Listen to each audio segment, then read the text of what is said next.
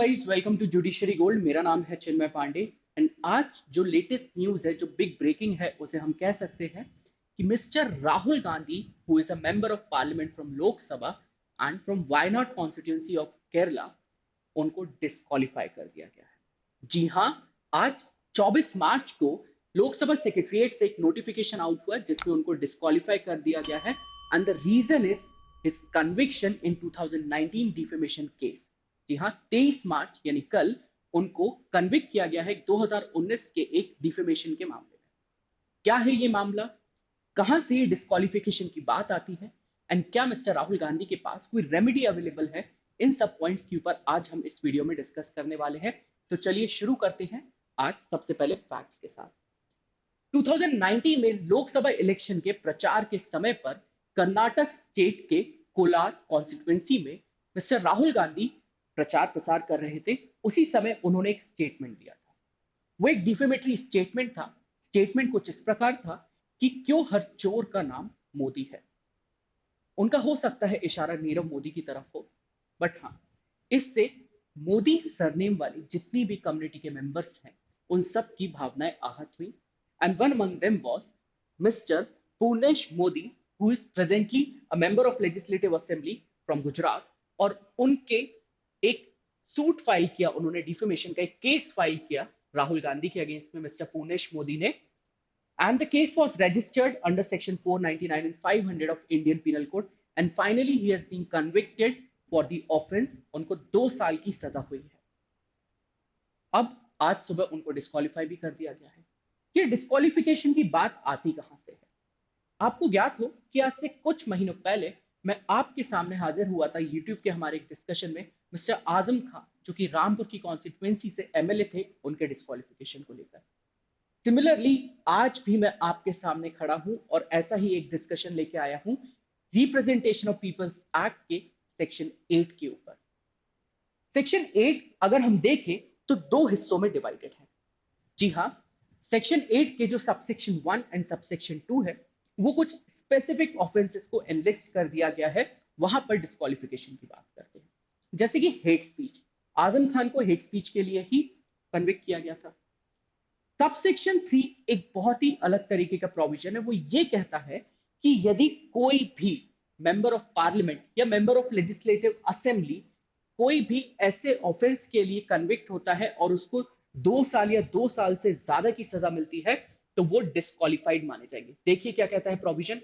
A person convicted of any offence and sentence to imprisonment for not less than 2 years other than any offense referred to in subsection 1 or subsection 2 shall be disqualified from the date of such conviction and shall continue to be disqualified for a further period of 6 years since his release। तो आज जो राहुल गांधी जी को disqualify कर दिया गया है, तो उनके डिस्क्वालिफिकेशन का टेन्योर कितना होना चाहिए?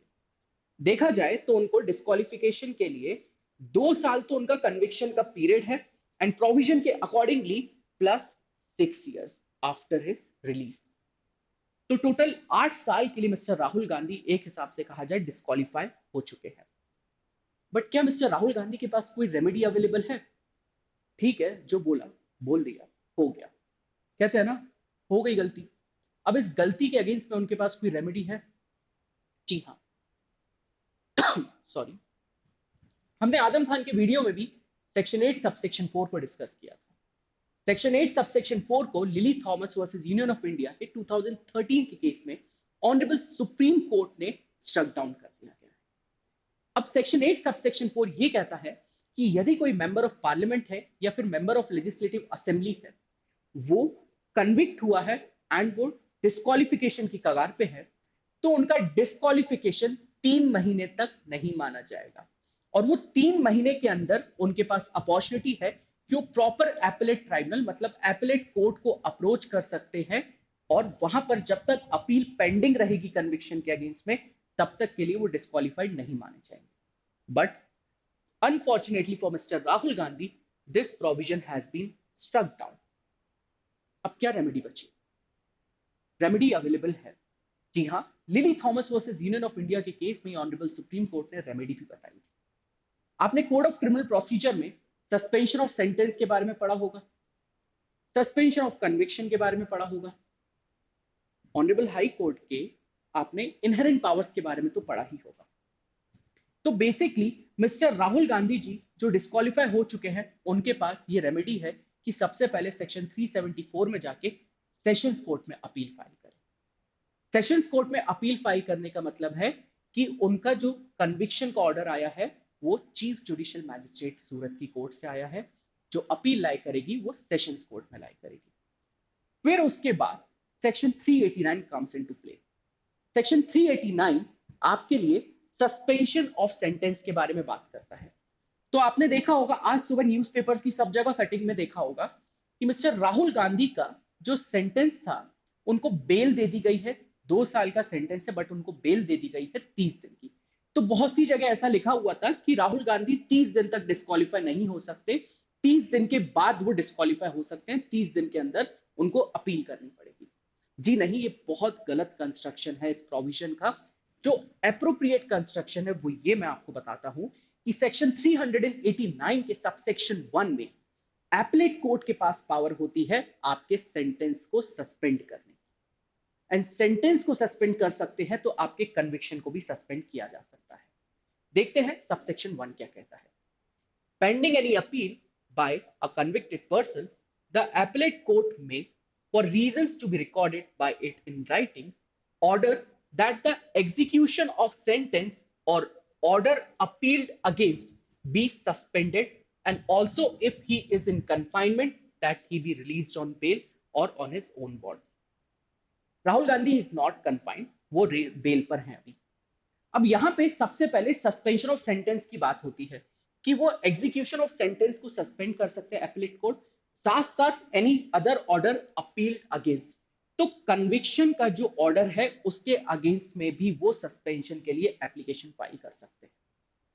अब सवाल जो मैं आपके सामने रख रहा हूं वो ये है कि क्या ऑर्डर ऑफ सेंटेंस को, आपके सेंटेंस को सस्पेंड कर दिया जाए तो क्या आप डिस्क्वालिफिकेशन से बच पाएंगे? जी नहीं, मात्र सेंटेंस को सस्पेंड कर देने से आपका डिस्क्वालिफिकेशन नहीं बच सकते आप, क्योंकि कन्विक्शन तो नॉन एग्जिस्टेंट नहीं हो जाएगा, कन्विक्शन तो एग्जिस्टिंग माना जाएगा। तो इसलिए मिस्टर राहुल गांधी को कन्विक्शन के अगेंस्ट में भी एप्लीकेशन देनी पड़ेगी सस्पेंशन के लिए। एपलेट कोर्ट के पास पूरी पावर है। सेशंस कोर्ट में जब अपील जाएगी 389 के अंदर, सेशंस कोर्ट उनके सेंटेंस को सस्पेंड कर सकते हैं, साथ साथ ऑर्डर ऑफ कन्विक्शन को भी सस्पेंड कर सकते हैं। एक बार ऑर्डर ऑफ कन्विक्शन को सस्पेंड कर दिया गया, जिस डेट को ऑर्डर आया है उस डेट से उनको डिस्क्वालिफाइड नहीं माना जाएगा। जी हां, यही प्रोविजन का प्रॉपर कंस्ट्रक्शन है। इसके अलावा other remedy which is available to mister Rahul Gandhi is section 482 of code of criminal procedure, जिसे हम इनहेरेंट पावर्स भी कहते हैं ऑनरेबल हाई कोर्ट की। अब देखिए, एपलेट कोर्ट कौन सी है? अपील जानी है court of sessions. Sessions court में अपील अपनी जगह सही है, बट अनदर प्रोविजन 482 में आप क्या कर सकते हैं? ऑर्डर ऑफ कन्विक्शन को आप सेट असाइड करवा सकते हैं, एपलेट कोर्ट के पास ना जाते हुए डायरेक्टली हाई कोर्ट के पास उनकी इनहेरेंट पावर्स को इन्वोक कीजिए।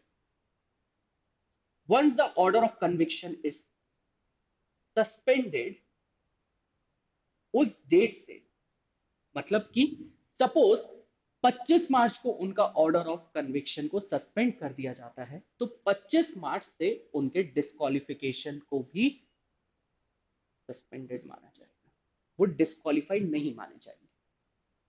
So these are the whole provisions which are applicable in Rahul Gandhi's case. I hope you enjoyed this discussion. इसके पहले ऑलरेडी हम आजम खान के डिस्क्वालिफिकेशन के ऊपर इन प्रोविजंस को, कुछ अलग प्रोविजंस भी थे उसमें डिस्कस कर चुके हैं। दैट इज वो केस हेट स्पीच से रिलेटेड था। आज मिस्टर राहुल गांधी का केस है वो डिफेमेशन से रिलेटेड है। अब सजा तो मिल चुकी है, ये रेमेडीज हैं उनके पास, उनके लीगल एडवाइजर्स हैं जो उनको गाइड कर ही रहे होंगे। हमारा काम था हमारे कैंडिडेट्स, हमारे एस्पिरेंट्स, हमारी ऑडियंस तक रेलेवेंट प्रोविजंस पहुंचाना, उनके प्रॉपर कंस्ट्रक्शन को पहुंचाना, क्योंकि हो सकता है आप प्रोविजन पढ़े तो शायद कुछ गलत कॉन्स्टिट्यूट कर लें। बिफोर एंडिंग मैं आपको बता दूं, judiciary gold is coming up with its third offline batch which is going to start from 3rd April, और शाम को 5 बजे से 8 बजे तक ये इवनिंग बैच रहेगा। अगर आप भी जुडिशियल सर्विसेज एस्पिरेंट हैं then do join, enrol with us, और हमारी पूरी टीम आपकी सक्सेस स्टोरी को लिखने में आपकी मदद करेगी। Thank you.